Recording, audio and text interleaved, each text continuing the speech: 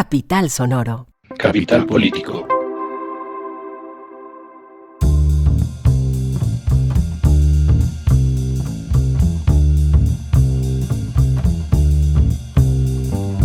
Capital Político es un podcast que semana tras semana, 2 veces a la semana, se ocupa de las noticias más importantes de Colombia, Bogotá y el mundo. Yo soy Santiago Rivas y tenemos un temario, tenemos 3 secciones. Primero, un temario de repaso que vamos a hacer de la mano de nuestra analista de cabecera, Claudia Ospina. Después vamos a hablar sobre la terna que presentó el presidente Gustavo Petro para reemplazar en la Corte Constitucional al magistrado Alejandro Linares, que cumple finalmente su periodo y se retira de esta, que es la corte más importante del país. Una terna muy discutida, muy, polémica, pero de verdad, sobre todo, a la cual le han hecho muchísimas objeciones. Y vamos a terminar hablando sobre los hornos crematorios que fueron desenterrados en norte de Santander, unos hornos que para mucha gente fueron un descubrimiento, un muy doloroso descubrimiento, pero cuyo muy doloroso descubrimiento tiene ya bastantes años, y vamos a hablar con quien ha sido autor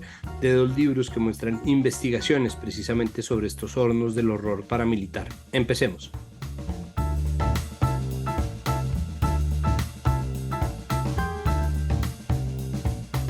Empezamos haciendo un breve repaso de la muy atribulada y muy poco breve realidad noticiosa colombiana con nuestra analista de cabecera, Beerfluencer, creadora de contenidos de la actualidad nacional para las redes, comparadora de portadas de periódicos y también, además y encima de todo, politóloga y comunicadora, Claudia Ospina. Bienvenida a su podcast, básicamente.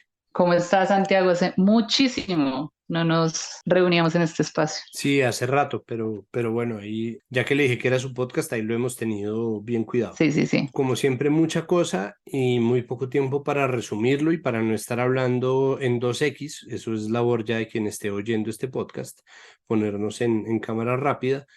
Pues vamos a empezar. Creo que lo primero es hablar un poco más sobre las marchas del 27S, más como una coda y tal vez pegado de un editorial que saca El Espectador, en donde dice, donde plantea que instrumentalizar la marcha le hace daño de alguna manera a la ciudadanía o es perjudicial. Una semana después, ¿cómo lo ve? ¿Cómo se ve el panorama después de estas manifestaciones? Bueno, Santiago, el tema de las marchas para mí tiene 2 puntos que hay que tener en cuenta. En primer lugar, estamos muy poco acostumbrados que sea desde el Ejecutivo, es decir, desde la presidencia, que se busque salir, que busque motivar a la gente a salir a las calles, sea de manera directa o indirecta. Estamos poco acostumbrados a eso, sino al revés, que es el pueblo como el que se manifiesta en contra del gobierno. Por otro lado, creo que sí es importante, si las herramientas son estas, al final tenemos derecho, en la Constitución está el derecho a salir a marchar, sea quien convoque. Tenemos como ese derecho también a exigirle al legislativo que ejecute y trabaje, y esa es la sensación que para muchos se está viendo actualmente en el país, y es un Congreso que no está haciendo tal vez su trabajo de manera tan diligente. Muchas reformas quedan trabadas por procedimientos, por debates, por temas de medios de comunicación o porque simplemente pues no pasan en el Congreso el proceso, y eso frena mucho las reformas que al final son las que motivaron a mucha gente a votar por el presidente Gustavo Petro, y que con ese deseo de cambio pues se llegó a tener un gobierno como este en el país. Sí, existe, creo que hay un punto crucial de desinformación. Hay uno, por ejemplo, y es que se omite que esto ha pasado varias veces antes, ¿no? La marcha del 4 de febrero de 2008 fue patrocinada por el gobierno Uribe. La manifestación con Concierto por la Paz en la frontera con Venezuela en el gobierno de Iván Duque, que además cerraría relaciones diplomáticas con Venezuela, pues fue amparada por el gobierno. Eso no fue una cosa gratuita. Entonces, claro, existe este repudio como si fuera algo inédito, pero al mismo tiempo sí hay que dejar claro que se trata de una participación en política y que está rondando de alguna manera pues la participación flagrante, porque además de esto que ocurre, y antes de pasar a hablar rápidamente del tema de semana, el gobierno la semana anterior también hizo un, entre comillas, gobierno con el pueblo en la localidad de Kennedy, que anunció además como si fuera básicamente el regreso de la alcaldía de Petro en forma de gobierno nacional. Esto pues obviamente como un espaldarazo a un candidato del gobierno que apareció en tarima en las manifestaciones del 27S, a quien le dio además un abrazo Gustavo Petro, el presidente. Entonces, sí es complicado de atajar este asunto. La misma jefa de comunicaciones de presidencia no tenía ni idea pues de que hubiera algún elemento problemático en las comunicaciones de esa jornada. Entonces, pues es difícil defenderlo, pero al mismo tiempo creo que usted tiene toda la razón. Es decir, creo que hay que rescatar el hecho de que se trata de una forma, o sea, de una forma de las muchas que existen para ejercer gobierno, y creo que la principal cuestión es si realmente va a ser útil o no, y si de cara al tan mentado acuerdo nacional es un activo o es un pasivo. De eso que usted dice, ejemplo, la marcha de la semana pasada no me conflictuó tanto por el tema de que no es la primera que el presidente motiva y pues no se ve como tan electoral como si, por ejemplo, lo que usted dice acá, ya los encuentros que se están teniendo en Bogotá, que sí tienen un tinte completamente político, donde además se habla de la Bogotá humana y que sí ya está teniendo esa línea demasiado delgada de participación política y que busca obviamente pues motivar a una candidatura que no tiene la fuerza tal vez que esperaban, que es la de Gustavo Bolívar en Bogotá. Entonces, bueno, sí, al principio me refería como a las marchas grandes que hubo, que seguro también tendrán ahí intereses de por medio y tal vez las personas que salieron tuvieron que recibir un montón que, pues usted lo está viviendo, todos lo estamos viviendo últimamente en nuestras ciudades y es un montón de publicidad política en cualquier cosa que vayamos, sea cultural, política, lo que sea. Entonces, seguramente tuvieron que vivirlo muchos de los asistentes en las marchas con diferentes políticos, pero sí, ya los encuentros en Bogotá, pues son un tema que aparenta además un interés hacia una ciudad en la que antes no se estaba poniendo tanto los ojos y que qué casualidad que preciso en el mes de elecciones sí estén tratando de hacer estos eventos, que además, como siempre, pues se siguen incumpliendo, ¿no? Porque él llega tarde o se cambian las fechas y se sigue también jugando con ese tema que es complicado de el tiempo de los demás cuando hay eventos con el presidente. Ahí, para hablar sobre lo de Semana brevemente, usted tiene toda la razón. Hay un asunto de racismo que está poniendo sobre todo una cuestión acerca de la agencia de las poblaciones indígenas. Mucha gente salió tras la irrupción de algunos manifestantes MISAC en Semana, que el gobierno básicamente les había mandado a hacer eso, lo cual pues obviamente redunda en el racismo de pensar que las poblaciones indígenas no tienen agencia propia, ni agencia política, ni voluntad, lo cual pues es una locura. Si uno más o menos conoce la historia de la movilización indígena, no tiene que ser un experto, pues sabrá que las organizaciones indígenas actúan no solamente por su propia voluntad, sino muchas veces muy en contra de la voluntad del gobierno, y ahí pues viene el otro asunto, y es que a Petro pues le tocaba salir a rechazar el acto, porque pues ese tipo de manifestaciones así no tienen por qué avalarse ni protegerse desde el paraguas gubernamental, porque existe una conversación muy complicada acerca de la libertad de expresión, y la relación del gobierno Petro con los medios. No quiero profundizar en eso, pero sí definitivamente en que se ponga una reflexión acerca del racismo mediático y se entienda que es violencia, tan violenta como cualquier otra violencia, ¿no? Que se trata de un asunto serio que tiene consecuencias reales. Eso por un lado, y por el otro, ver, y aquí dar paso al asunto, pues que Petro cuando lo hizo rechazó el hecho, pero aprovechó para mandarle un sablazo al gobierno pasado con base en una sentencia de la Corte Constitucional, acerca de los cortes de Internet en el paro de 2021. Petro, supongo que sin leer el documento, cree que la sentencia dice que el gobierno fue el que mandó cortar, durante el gobierno Duque, el servicio de Internet, pero la sentencia no dice eso. Posteriormente, Duque responde diciendo que los actos vandálicos fueron los que cortaron Internet, y eso tampoco es cierto. Y no solamente no dice eso, o sea, no solamente no es cierto, sino que en la sentencia tampoco lo dice, ni siquiera lo insinúa, ni siquiera lo menciona. En cambio dice que lo que tiene que hacer es ¿qué es lo que tiene que hacer? Ahí dice que la desinformación o la falta de transparencia acerca de los cortes de Internet en el paro 2021 configura por parte del gobierno una violación a la libertad de expresión.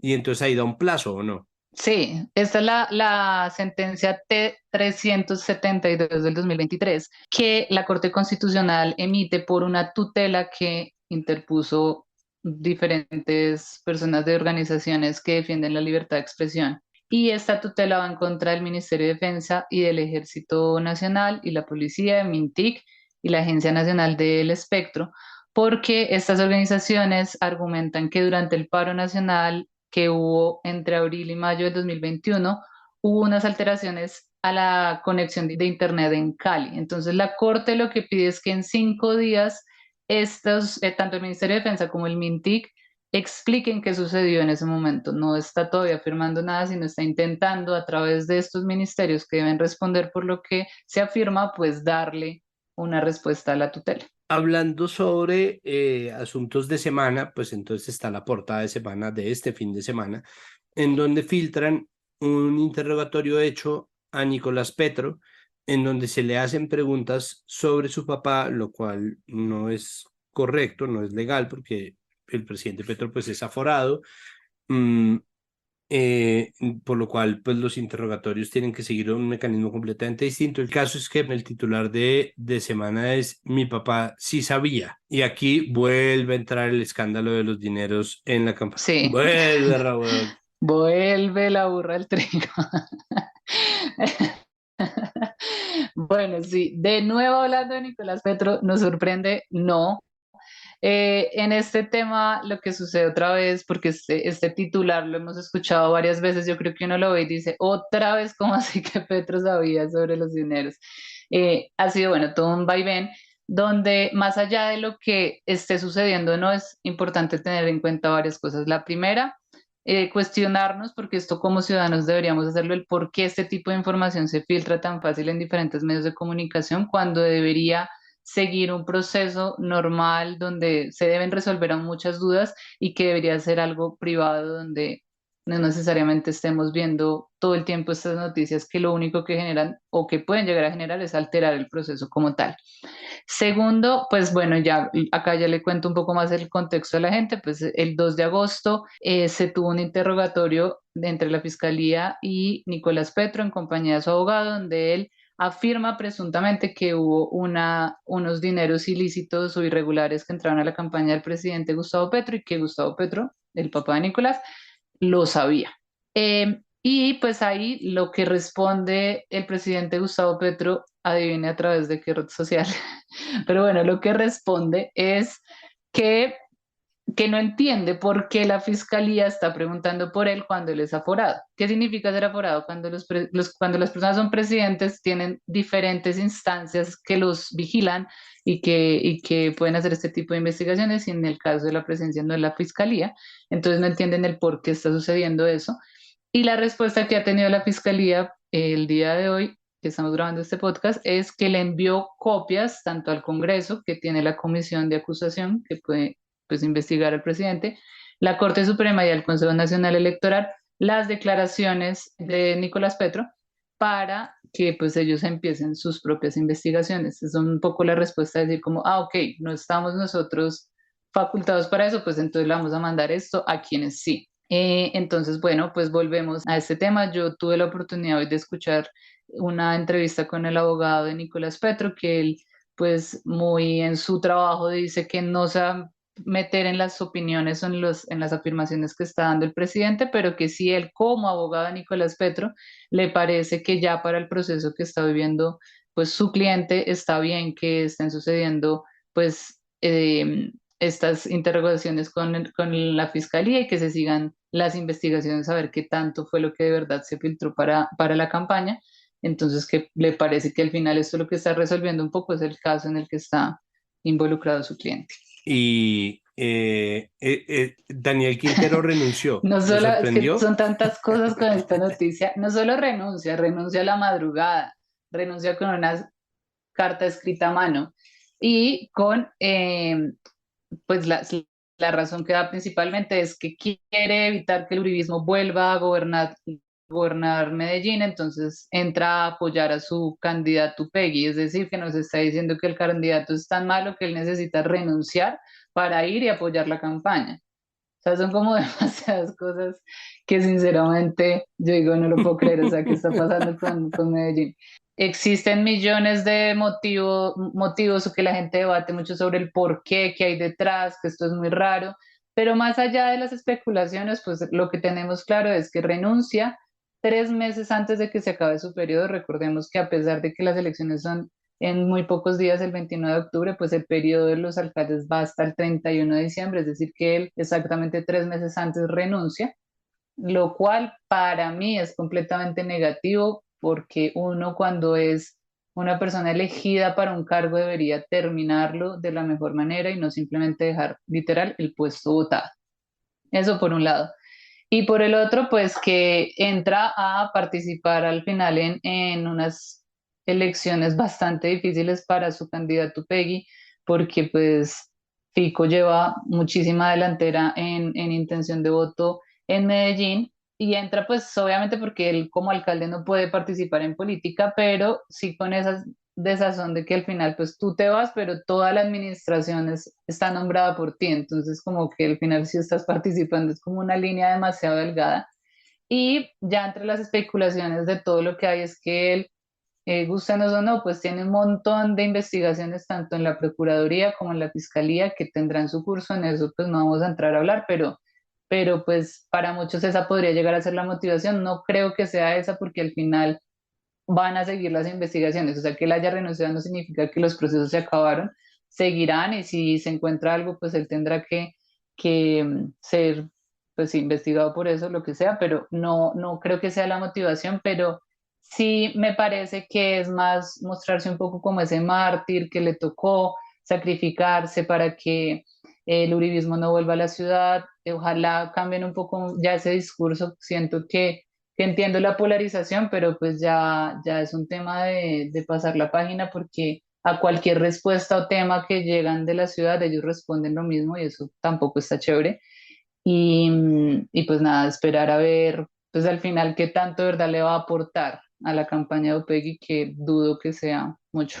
Profe, ¿tú también haces parte del bullying? Quizás cuando no haces nada frente a un apodo. ¿O no creas espacios para que hablemos y enfrentemos el bullying sin que nos juzguen? Porque muchas veces el bullying lo podemos detener si lo hablamos. Amix, date cuenta. Eso también es bullying. Digamos no más bullying en Eureka, tu canal. Cuando teníamos el diseño inicial de este episodio de Capital Político, los temas eran, por supuesto, los temas del repaso, y eso pues va metiéndose, pero teníamos el tema sobre candidatos, íbamos a hacer un repaso electoral concienzudo, teníamos un tema muy interesante que por supuesto también tendremos sobre anticonceptivos y depresión. Teníamos el tema Daniel Quintero punteando, por supuesto, pero Colombia simplemente no deja quieto. Y en no dejando quieto, ayer en la tarde apareció la terna presentada por el gobierno, por el presidente Gustavo Petro, para reemplazar a Alejandro Linares como magistrado de la Corte Constitucional. La Corte Constitucional es la corte más importante de este país, está por encima de la Corte Suprema y tiene una jurisdicción muy especial que consiste precisamente en vigilar la integridad de la constitucionalidad colombiana. Es decir, se trata de una terna que va a encumbrar a un abogado a uno de los puestos de mayor honra, tal vez el puesto de mayor honra que puede tener un abogado en el país.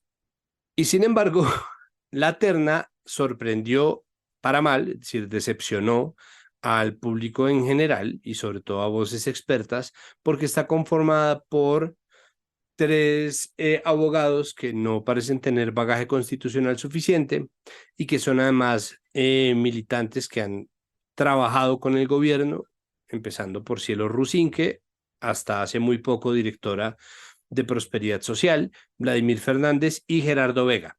Para hablar sobre esta terna y las reacciones que ha suscitado, se encuentra con nosotros Juan Esteban Lewin, jefe de información o editor general del país España, América, Colombia.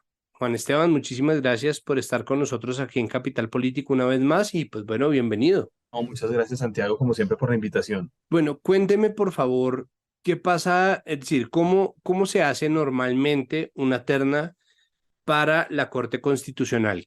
¿Cómo piensa o cómo piensa un presidente para seleccionar a los juristas que va a mandar a ese concurso frente a, es decir, para alcanzar pues un puesto de los 7 de la Corte? Bueno, pues Santiago, yo haría como un par de acotaciones quizás para contextualizar mejor pues a toda la audiencia. La Corte tiene 9 magistrados. Esos Ay, 9, nueve, perdón, qué hueva. tranquilo, no, tranquilo. Esos 9 magistrados se eligen por ternas que se presentan ante el Senado, de las cuales entre los 3 candidatos se elige el Senado. 3 de esas ternas vienen de la Corte Suprema, 3 vienen del Consejo de Estado y 3 vienen de la presidencia, el presidente, digamos, de turno. Y los magistrados tienen periodos de 8 años, entonces van rotando, digamos, poco a poco, ¿verdad? En este caso sale un magistrado ternado por quien fuera presidente, Juan Manuel Santos, que es Alejandro Linares, y por eso Gustavo Petro es quien presenta la terna. Usted me pregunta cómo piensan normalmente los presidentes para elaborar esa terna, y yo creo que piensan en buena medida parecido a como pensó el presidente Gustavo Petro, y es poniendo personas con las que tienen algún tipo de sintonía ideológica o cercanía personal para así asegurar, en última instancia, casi que un legado y prolongar un poco su poder. Entonces, por ejemplo, hoy en día tenemos en la Corte Constitucional a una de las mejores amigas del colegio del expresidente Iván Duque, que es Paola Meneses, por dar un ejemplo. O tenemos a quien fuera la secretaria jurídica también de Juan Manuel Santos, Cristina Pardo Schlesing.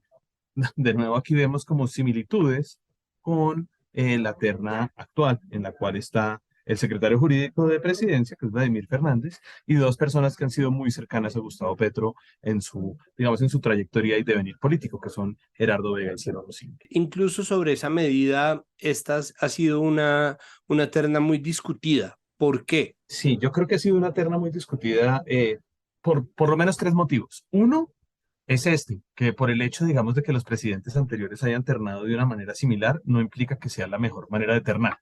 Es decir, ternar a los amigos o a las personas de confianza y no necesariamente a los mejores, las personas que podrían estar mejor calificadas para un cargo, sea el que sea, pues yo creo que es criticable en sí mismo y es una crítica que se repite en este momento. El gobierno podría decir, oiga, pero pues, ¿por qué no le dicen lo mismo a los presidentes pasados? Quizás algunas personas sí lo dijimos de los presidentes pasados, otras no, pero bueno, pero sigue siendo yo creo que una crítica válida.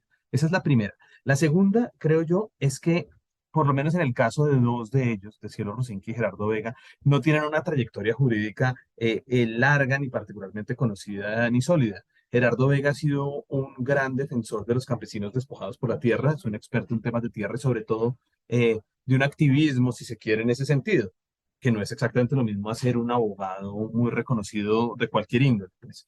Y Cielo Rusinque, todavía más, es una académica que ha sido conocida sobre todo por ser activista muy cercana al presidente Petro. Entonces no tienen como unas credenciales, si se quiere, ante la comunidad jurídica para llegar a ese cargo tan importante que usted reseñaba al principio.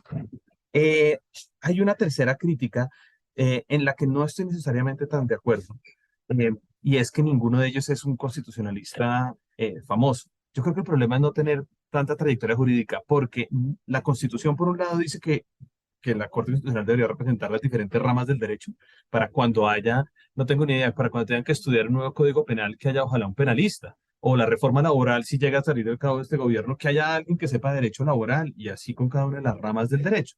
Entonces yo creo que esa no es, a mi juicio no es tan fuerte. De hecho, uno ve magistrados que han sido muy buenos, que no vienen del derecho constitucional, por decirle algo, pues el mismo Linares que sale ahora, que fue quien defendió la exequibilidad, o más bien, la despenalización del aborto hasta la semana 24, era un experto en derecho de grandes transacciones comerciales, básicamente, derecho financiero. O Eduardo Cifuentes, que fue presidente de la Corte, defensor del pueblo, muy conocido también y muy respetado, venía del derecho financiero. Entonces, a veces hay estructura jurídica, digamos, que no tiene que ser de constitucionalista. Pero la tercera crítica, ¿no? Porque llevo 2 con las que estoy de acuerdo, una con la que no, pero la tercera con la que sí, digamos, que yo creo que es la más fuerte, es que parece ser una terna demasiado, digamos, del bolsillo del presidente.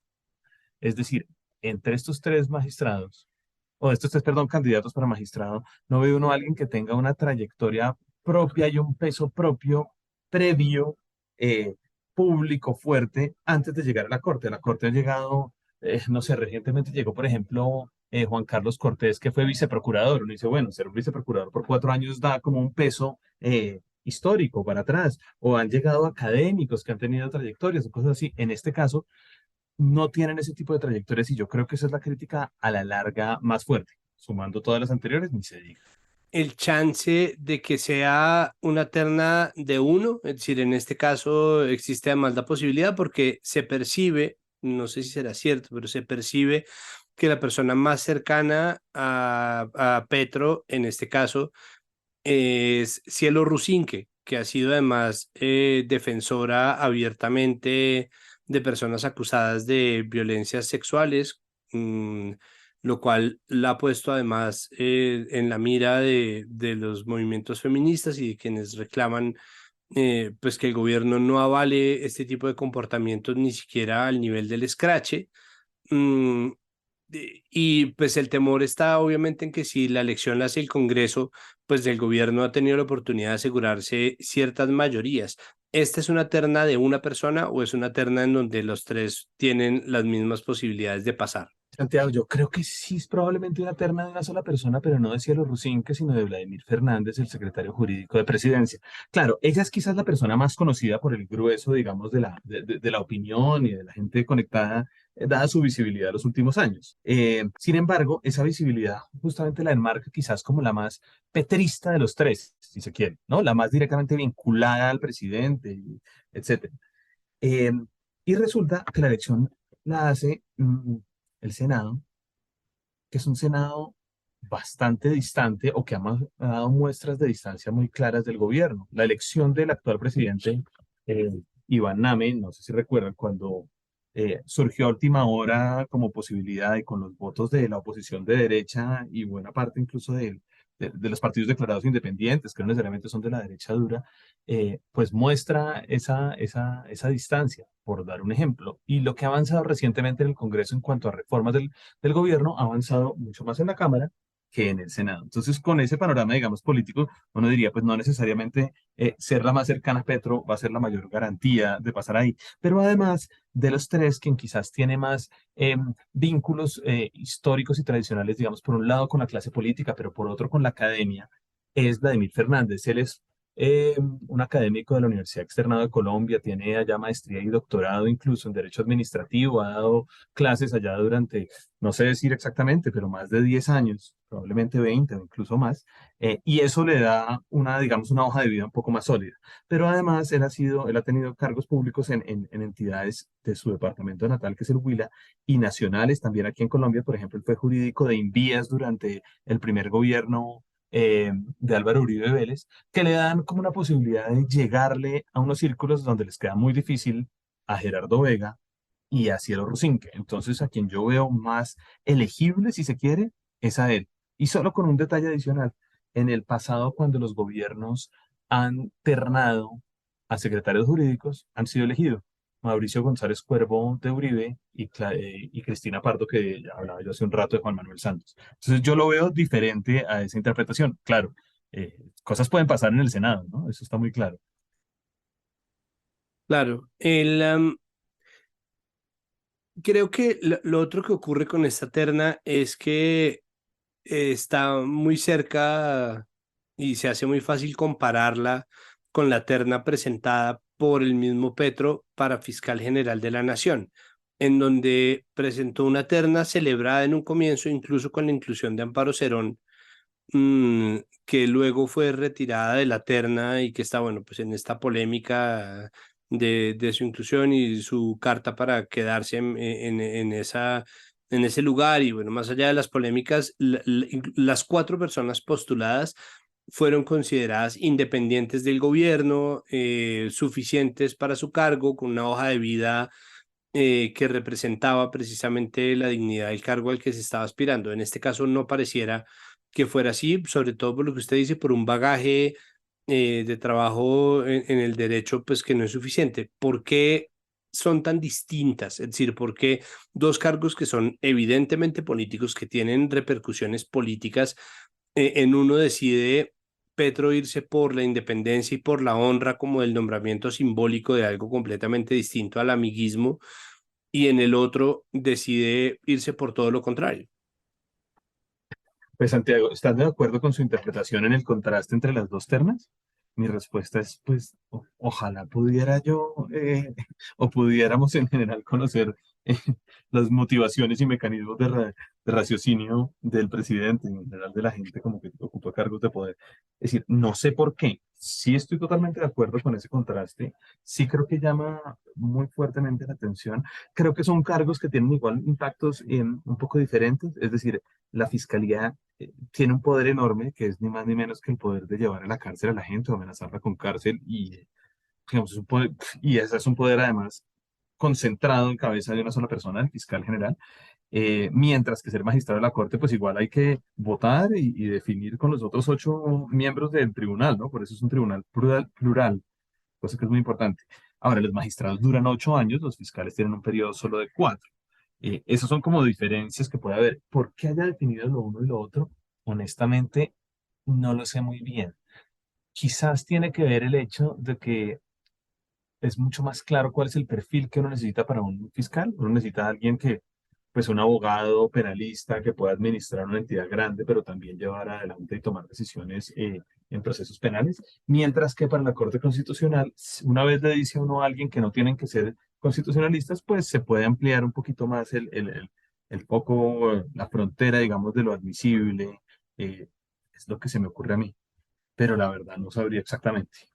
Mm, por último, Juan Esteban, ¿cuál es el futuro de esta terna? ¿Quién la evalúa? ¿Esto se queda de este tamaño? ¿Pasa directo hacia el Congreso? ¿Alguien puede, como pasa con la terna fiscal, recusar, reprobar, mandar quitar? No sé, alguien que esté ternado ahí? Pues, a ver, siempre puede haber espacio para la crítica pública y para cambios de parecer del presidente, que fue lo que ocurrió en realidad en la fiscalía, ¿no? No es que nadie haya tenido un argumento jurídico para inhabilitar a alguien, sino que hubo unas críticas, si se quiere, políticas, en el mejor sentido del término, y una decisión también política, también en el mejor sentido del término del presidente, ¿no? De que es retirar a Faro Cerón Ah, y demás. pero la En, terna para fiscal no la aprueba o desaprueba la Corte Suprema de Justicia, no la devuelve. en principio no, bueno, esto es todo un debate. Eh, no está previsto en ningún lado que lo pueda hacer. Sin embargo, cuando la Corte Suprema de Justicia, en medio de esa gran pelea que incluía interceptaciones ilegales, investigaciones por la parapolítica y demás, eh, con el presidente Álvaro Uribe, le devolvió la terna, se abrió una discusión sobre si la podía volver o no, y etcétera. La conclusión a partir de jurisprudencia, porque no estaba en ninguna ley ni en la Constitución ni nada, era que el presidente, por un lado, podría cambiar la terna y que la Corte Suprema no estaba obligada a elegir, pero no podía devolverla.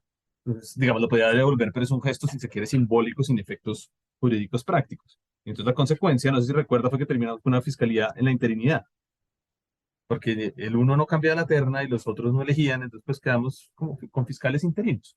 Eh, Fiscal Mendoza Diago, no sé si se acuerdan, pero bueno, en fin. Eh, entonces aquí eh, hay alguien que terna, en los dos casos del presidente, y alguien que elige, que en un caso es la Corte y en otro es el Senado. El Senado nunca ha devuelto una terna.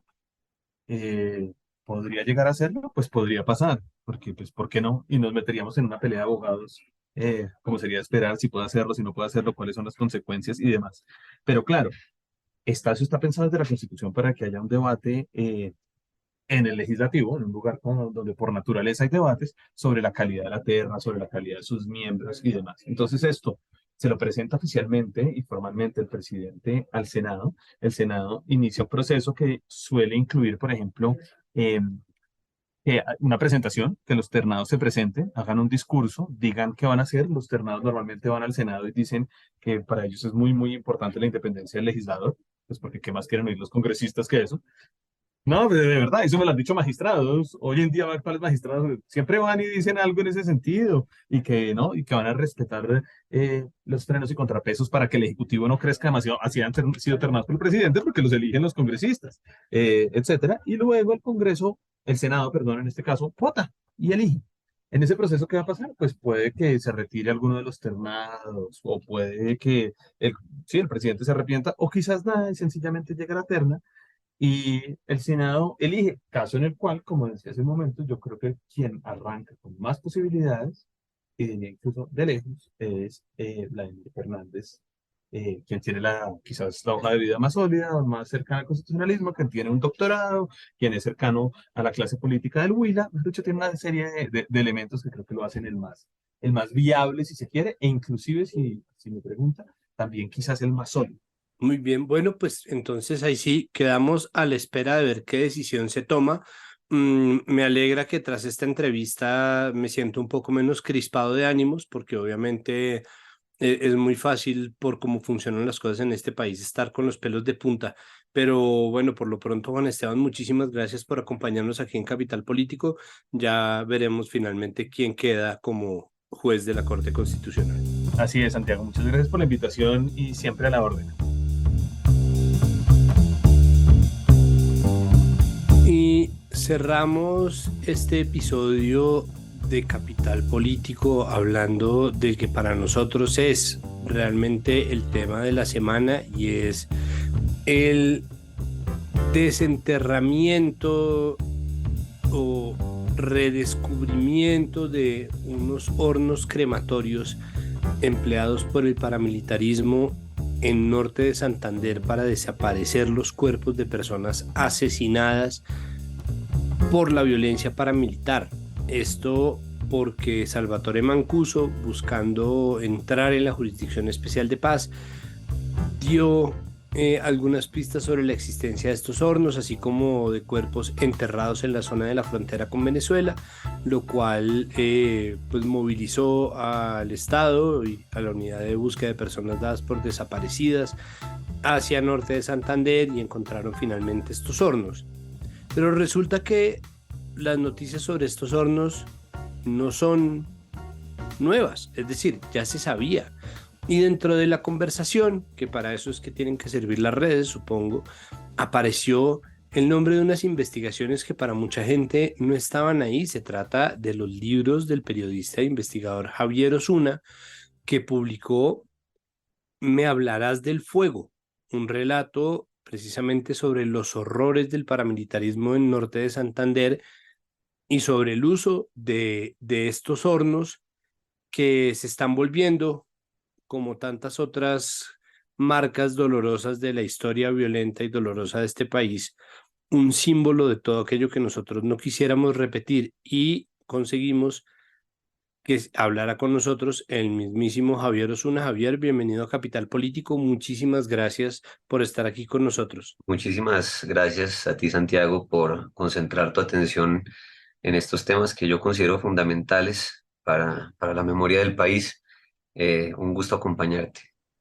Por favor, cuéntame sobre tu investigación. ¿Cómo llegas a ella? ¿Cómo fue el primer contacto con estas historias del horror paramilitar en norte de Santander? Lo primero que a mí me gustaría responder, Santiago, con relación a la pregunta, es que hay un contexto que rodea la elaboración tanto de Me hablarás del fuego, que sale publicado en el año 2015, como Cartas de ceniza, que fue publicado en el año 2022.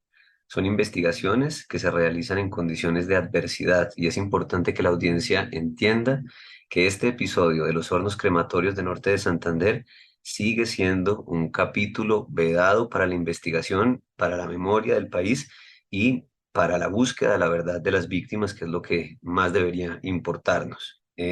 Todo esto para hacer una pequeña claridad, porque siento que cuando se realizan informes asociados a este tema, se invisibiliza ese esfuerzo por censurar, por intimidar a quienes llevamos investigando estos temas, y no lo hago solo a mi nombre, sino también en nombre de decenas de periodistas regionales que han atravesado circunstancias similares a las mías, hablando precisamente de este episodio tan doloroso. Yo llego a esta historia, Santiago, en el año 2008.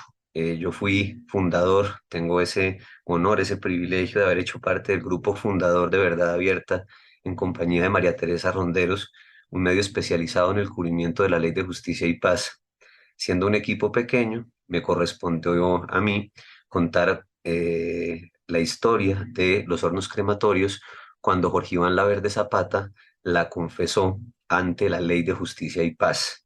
En ese entonces publicamos la que podría ser, según mi archivo, una de las primeras notas relacionadas con esta temática, y lo que he hecho a partir de entonces es intentar entregarle al país una investigación reposada, que pretende ir más allá del horror, de la narrativa un tanto amarillenta asociada al sufrimiento de las víctimas, para entender lo que existe detrás de este crimen de lesa humanidad tan doloroso, que debe ser un punto de inflexión para que un crimen de estas dimensiones no vuelva a ocurrir en Colombia. Yo trabajaba entonces en Verdad Abierta en el 2008, y Me hablarás del fuego fue el resultado de mi tesis de maestría en la Universidad Distrital, un libro con el que yo intenté rendirle un homenaje a la historia de las víctimas que fueron allí incineradas, pero también intentar contribuir al país con una investigación que permitiera entender cómo y con tanta impunidad los paramilitares consiguieron realizar un crimen de estas proporciones. Eh, Hábleme sobre lo que halló. Pues, Santiago, digamos, hay algo primero que antes de responder, es una pregunta amplia. Espero que tengas tiempo porque me puedo demorar un poco, pero antes de ir a los hallazgos, sí quisiera decir algo, y es que el riesgo de cubrir procesos de justicia transicional, y esto lo digo como una lección aprendida en mi caso, porque esta investigación nace de un trabajo que se hizo deficientemente en un punto. La primera nota que nosotros escribimos desde Verdad Abierta, con la mejor de las intenciones, se basaba en el testimonio de Jorge Iván Laverde Zapata, quien fuera el comandante del Frente Fronteras, que hace parte del bloque Catatumbo que comandaba Salvatore Mancuso. La memoria no se puede construir a partir del testimonio del perpetrador. Y esto que digo, Santiago, suena básico y suena evidente, pero es una de las razones por las que yo decidí dedicarme a libros de largo aliento, investigaciones cotejadas en terreno, con fuentes documentales, con fuentes testimoniales, pero sobre todo intentando recaudar el testimonio de quienes vivieron esta tragedia. En Colombia, el testimonio del perpetrador es importante, pero más o igual de importante es el testimonio de quienes vivieron estas realidades tan dolorosas.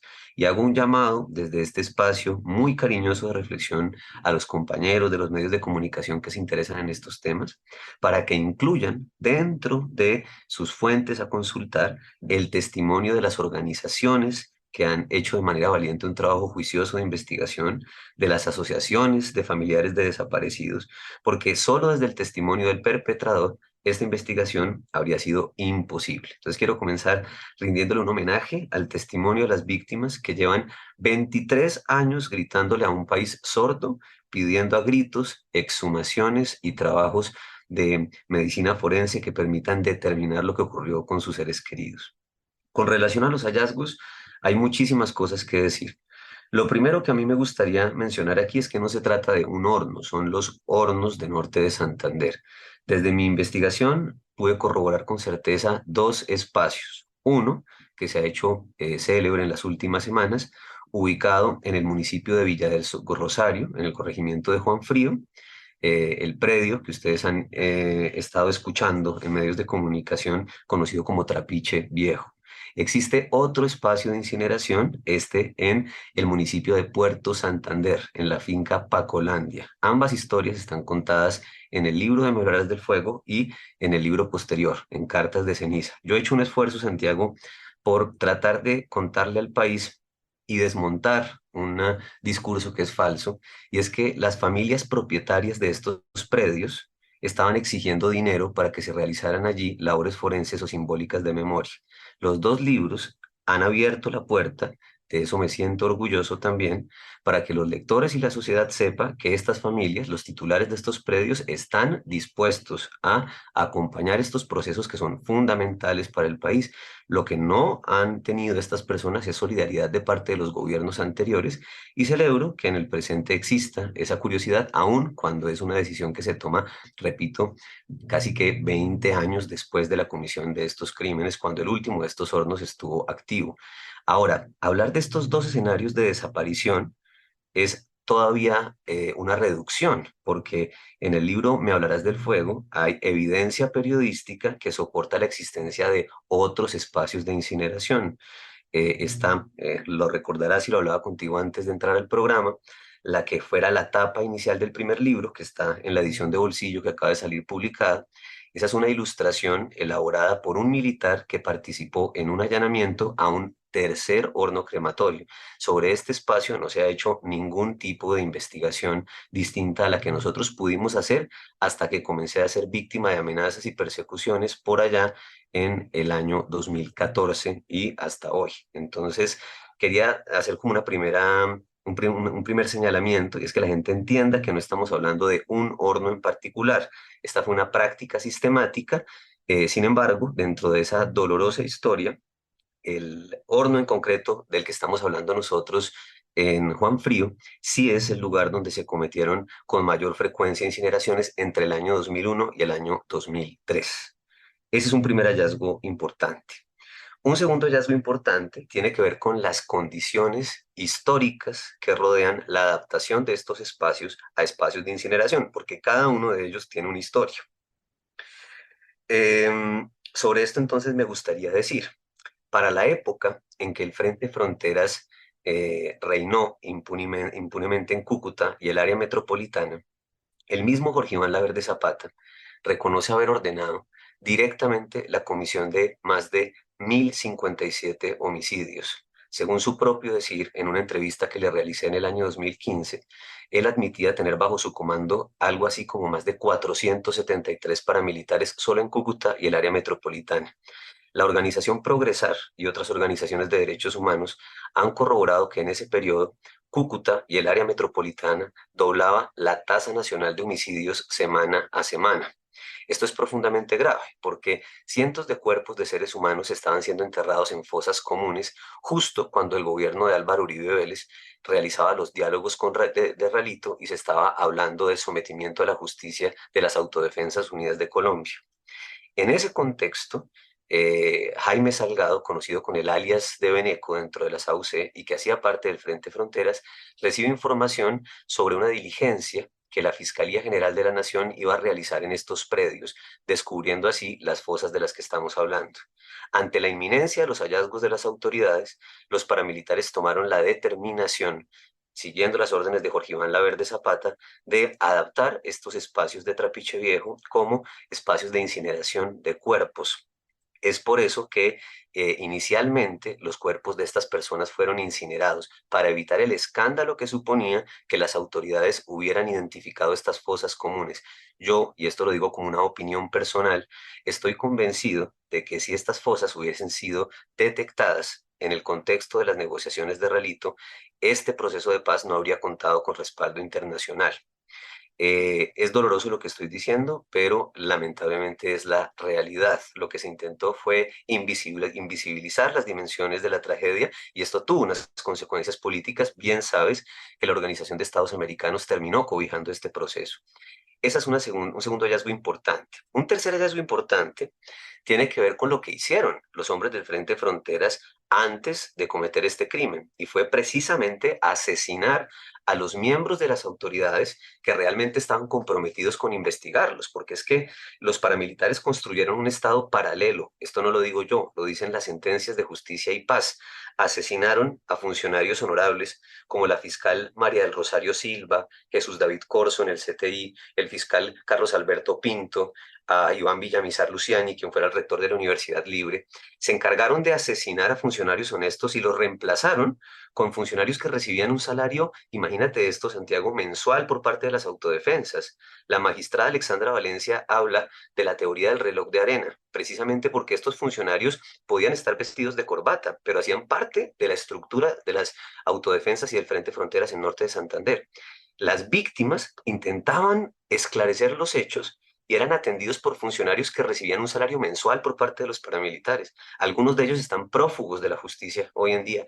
Otros fueron asesinados por los mismos paramilitares en el marco de la implementación del proceso de la Ley de Justicia y Paz. Entonces, este es otro hallazgo importante, es advertirle al país que este es un crimen de complicidad estatal. El libro entrega el nombre de más de 63 miembros de la fuerza pública que cumplieron una relación de complicidad según las sentencias de la Ley de Justicia y Paz, y esperamos que la justicia determine su grado de responsabilidad en la comisión de estos delitos. Esa es otra parte de la verdad que se le debe al país. Y el cuarto hallazgo, para mí más importante, Santiago, tiene que ver con la dimensión del crimen.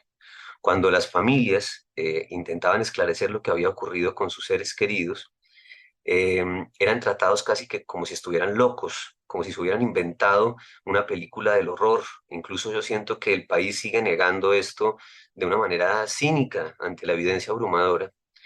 Y que hoy podamos nosotros hablar, mira, cuando yo me acerqué al testimonio de Jorge Iván Laverde en la Ley de Justicia y Paz, se hablaba de aproximadamente 98 seres humanos que habían sido incinerados.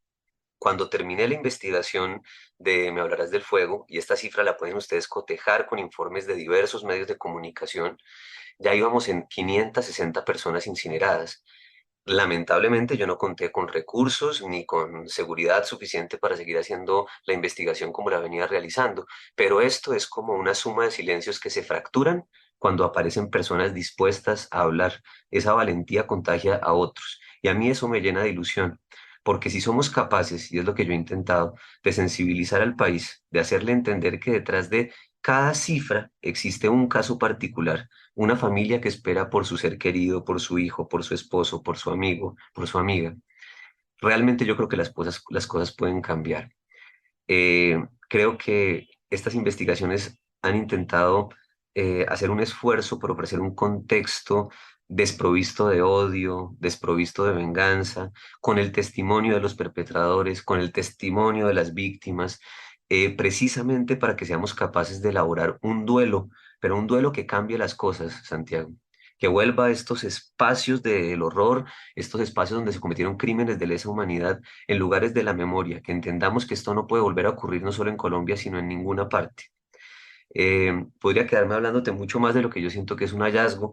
El libro reciente es una historia de complemento muy interesante porque narra el contexto de una historia de amor que ocurre entre un integrante del Frente Fronteras y una entonces menor de edad que vivía donde el Frente Fronteras tenía parte de su control. En el contexto de estos crímenes. Está salvada la correspondencia de esa historia de amor en el libro de Cartas de Ceniza y es un libro adicional que sigue resolviendo preguntas asociadas a esta tragedia que comenzamos a contar con mayor precisión para el país en el año 2015. ¿Qué es lo que cambia para que una vez Mancuso habla exista una disposición? Yo sé que obviamente, por ejemplo, existe una institución como la Unidad de Búsqueda de Personas Dadas por Desaparecidas. Si este testimonio ya existía, si existían unos hallazgos corroborados tan extensos, es decir, si no era, no eran rastros de rastros, sino evidencias claras y concretas, porque hasta ahora estamos en estas. Te voy a contar una historia dolorosa, Santiago. Yo he hecho registro fotográfico de estos espacios, al igual que otros periodistas en Colombia, en diferentes momentos. Lo hice movido por la solicitud expresa de los familiares, y a mí esto me parecía inverosímil lo que te voy a contar, de que aún a estos espacios de incineración, me refiero a la infraestructura, permanecían adheridas prendas de ropa de seres humanos que habían sido incinerados. Yo personalmente sentía que esto era difícil de corroborar porque habían pasado muchos años hasta que yo pude hacer registro de estos espacios. Sin embargo, las fotografías acompañan los libros, esa evidencia material está allí. De hecho, con cierta frecuencia me reúno con familias que sienten que sus familiares pudieron ser asesinados. Les muestro el registro fotográfico que he hecho. Ellos intentan hacer un ejercicio de corroborar si esas prendas de ropa de alguna manera responden a esa ropa que usaron por última vez sus seres queridos la última vez que los vieron. Esto para hablar de un dolor que es casi que innombrable, porque quiere decir que familias y generaciones enteras de habitantes del norte de Santander no han podido ni siquiera elaborar un duelo en la medida en que este espacio de desaparición del que estamos hablando continúa bajo el control de grupos armados. Por eso es que todos los procesos de registro, incluso los institucionales, se hacen con acompañamiento de la fuerza pública. Celebro en esa medida el trabajo de la unidad de búsqueda, en la medida en que vuelve un espacio de la memoria un lugar habitable. Tu pregunta es muy buena, porque si estamos hablando de unas coordenadas que ya fueron establecidas por la Ley de Justicia y Paz, si estamos hablando de unos hornos sobre los que llevan diciendo la verdad las víctimas más de 20 años, ¿por qué hoy se vuelven noticia? Y la respuesta es sencilla. Tiene que ver con la coyuntura que rodea la confesión de Salvatore Mancuso y con lo que se está haciendo ahora, tarde, pero mejor que se haga ahora, que no se hizo cuando las víctimas alzaron su voz en medio de la violencia de los grupos paramilitares. Colombia debería sentir vergüenza por el trato que le ha dado a las víctimas de los crímenes de los hornos crematorios en norte de Santander. Como sociedad deberíamos sentir vergüenza. Yo me siento avergonzado.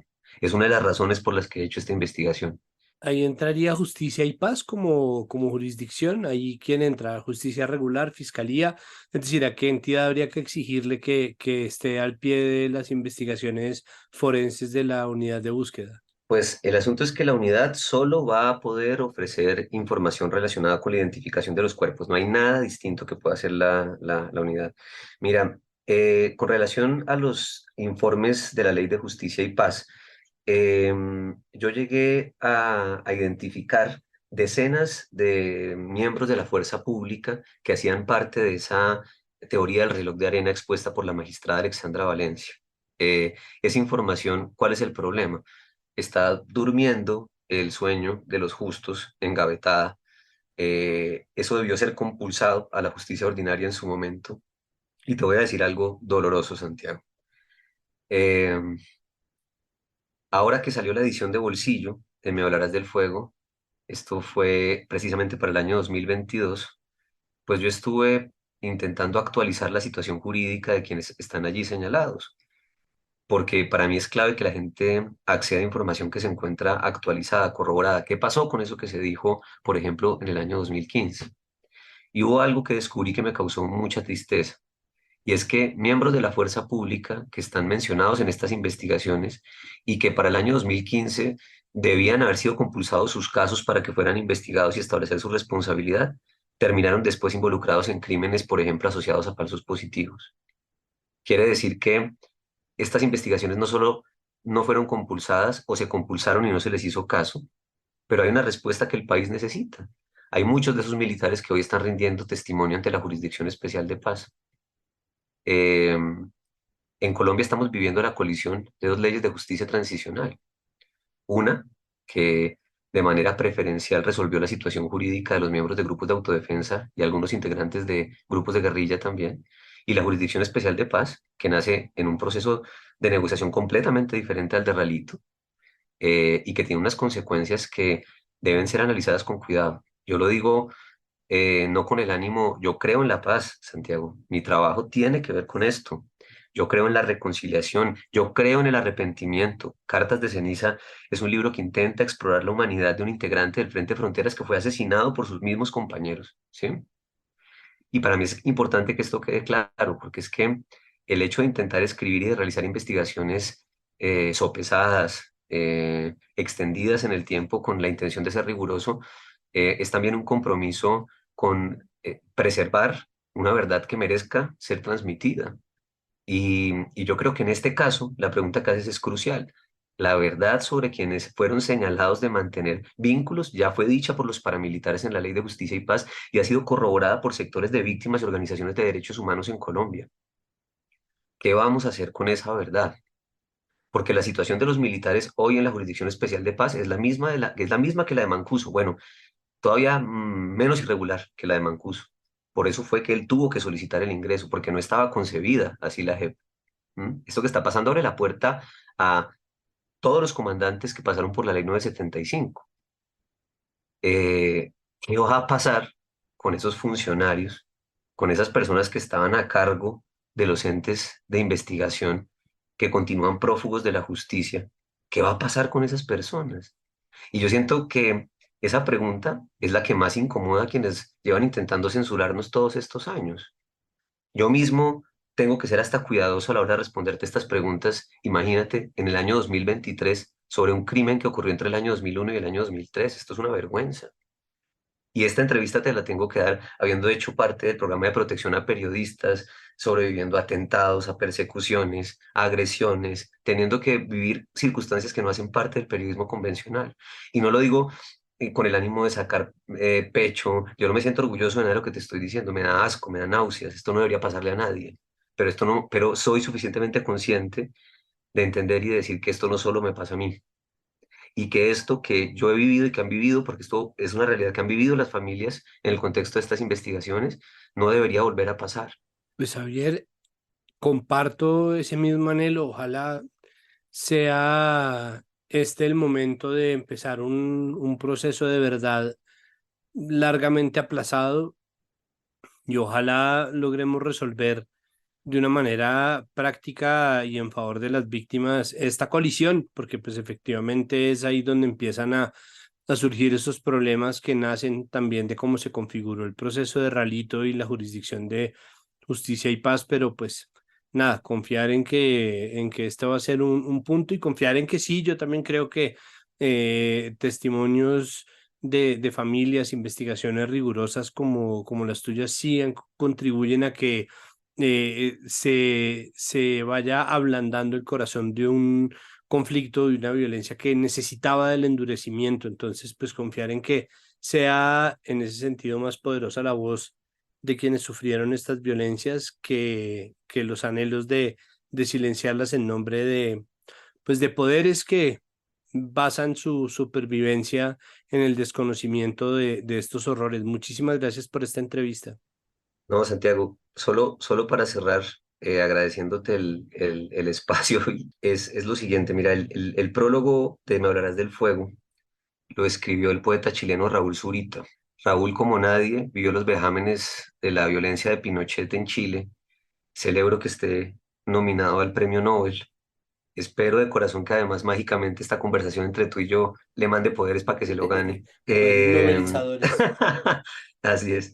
Pero te lo digo porque leyendo su última novela, él dice algo que yo creo que para Colombia puede ser muy útil. Él dice que los dolores son precisos y tienen nombre. Cada vez que se habla de un crimen macabro como este, siento que ciertos sectores de la prensa, incluso de la investigación y de la academia, quieren acercarse a este sufrimiento como para ponerle una marca, apropiarse del dolor del otro. Esta no es una carrera por la crueldad, esta no es una carrera por decir primero, esta no es una carrera por decir de la manera más escandalosa posible. Detrás de este crimen hay vidas humanas, hay esperas, hay tensiones, hay ilusiones. Entonces, quisiera invitar respetuosamente, así como lo has hecho tú, a todas las personas que centran su atención o me buscan para hablar de estos temas, que lo hagamos ojalá con esta orientación respetuosa de la dignidad humana, porque inclusive donde hay barbarie, donde hay horror, las cosas se pueden contar con dignidad. Y quienes han padecido dolor son mucho más que lo que decidieron hacer con sus vidas otros. Entonces, solo quería recordarnos esto como país, esto que nos dice el poeta chileno Raúl Zurita, y es que cada dolor es exacto, es preciso y tiene nombre. No nos apropiemos del dolor del otro, intentemos conectarnos con ese sufrimiento, porque es tan importante como nuestro propio dolor. Y hasta aquí este episodio de Capital Político. Recuerden que todo lo que hacemos en Capital Sonoro, que tiene no solamente este podcast, sino muchos otros, pueden ustedes encontrar el resto de contenidos si buscan Capital Sonoro en todas las plataformas en las cuales ustedes escuchen podcast. Recuerden que todo lo que se hace aquí en Capital Sonoro se hace gracias al trabajo arduo de nuestra productora María Alejandra Cuestas, de nuestro periodista, investigador Juan Pablo Conto y de nuestro editor Cian León Bernardo González. Recuerden también que tenemos un podcast noticioso que sale todos los días en la tarde. Ahora un podcast es uno de los muchos formatos en los cuales se difracta, se divide y se expande el sistema noticioso del sistema de comunicación pública Capital, que se llama Ahora, y ustedes pueden encontrar todos los contenidos, incluyendo por supuesto nuestro podcast, a donde sea que miren y en donde sea que se encuentren. Pueden suscribirse también al boletín de noticias diario que va a llegar a su correo electrónico. De la misma manera, recuerden que esto es comunicación pública, es decir, nosotros no necesitamos ningún tipo de suscripción o no necesitamos financiamiento de nadie. Muchas gracias por pensarlo. Lo que sí es ya que la plata se la va a dar a un proyecto independiente que en realidad lo necesita. A nosotros lo que nos puede dar es un empujoncito con la difusión, ayudarnos a recomendarnos en sus chats familiares y de amigos, en sus redes sociales, pegar el enlace, y si la plataforma en la cual usted escucha Capital Político y cualquier otro podcast que nosotros tengamos tiene la posibilidad de calificar, por favor denos una calificación. Ojalá buena, siempre y cuando le nazca. Muchísimas gracias por su audiencia y nos oímos en el próximo episodio al final de esta semana. Hasta luego. Capital Sonoro.